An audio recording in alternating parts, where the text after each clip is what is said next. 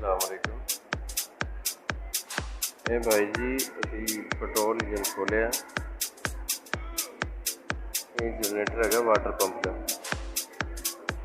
तो इस इंजन का जोड़ा ना तुहानू दसांगे, तुहाडे सामने वीडियो से खोलांगे। ये कैपेसिटी बनाई जा रही है कि ये पेट्रोल इंजन है तो मोबल घटा जाता है 2-4 दिन के थोड़ा पेट्रोल मोबल घटा लेंगे की शक्ल छड़ देंगे जी।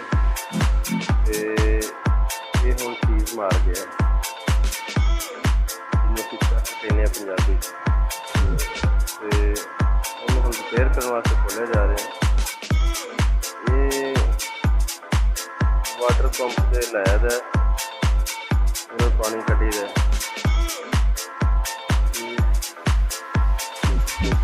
कई काम ले जा मैंने करने वास्ते लाया। किसी ने दो वाले वेलने के लाया। कंस्ट्रक्शन का काम भी बड़ा हुआ है बनाने वास्ते और बथेरे काम लोग की पट्ठे करते हैं सोफिया को भी लाए। जनरेटर के बड़े फायदे हैं। पेट्रोल बहुत ही घट खाता है, बहुत ही अच्छा जनरेटर। अभी हम ਤੁਹਾਡੇ सामने वीडियो बना रहे हैं। सही मकसद है इनू बोलना मामला मेरे सामने आए इसका पता लगे कि ये फाल्ट होंगे ने की नुकसान होंगे ने कितना खर्चा होंगे। देखो सारी पूरी देखिए जी चैनल सब्सक्राइब घंटी दबानी घंटी वाले हर नई वीडियो आने वाली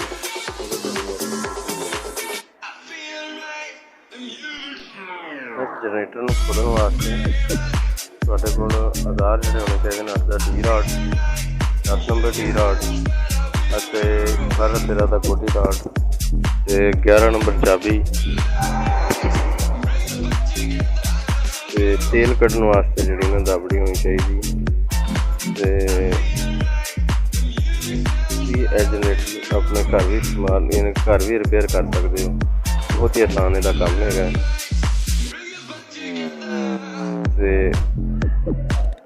इसका इन्ना खलारा भी कोई नहीं, 2 टापे ने।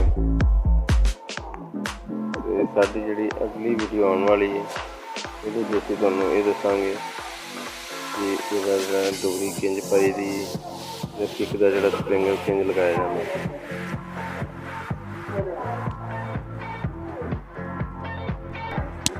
जनरेटर साफ करके इसका कॉर्नर लीवर उतारना है। कार्बोरेटर सीधा करके कॉर्नर लीवर उतर जाएगा। इंजन में तो बाहर कट के रख देना। इसका स्प्रिंग होता है ना गुम ना हो। कार्बोरेटर हड्डी खोली फिल्टर खोला।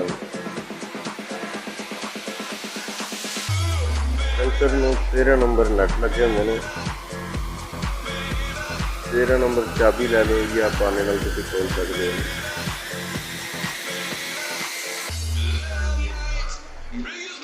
दरअसल नट खोलने तो कुछ टाइम लग जाता है। जोड़े ना होंगे ने हार्ड होंगे ने रंग लग्या होंगे बुलटा कभी अग निकलनी स्पीकर है ना स्पीकर के बुल बड़े टाइट होंगे ने। स्पीकर खोलने तो बाद असीं वेखांगे खोलना है जो राकर कढ़ने ने बाद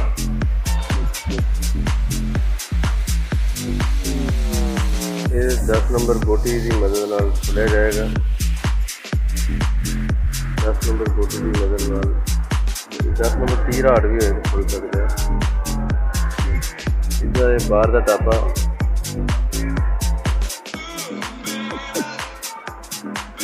रेस एडजस्टर जोड़ा ना ऊपर लग्या है मीटर के नाल। वाला इसका जोड़ा ना अगले हेड के नट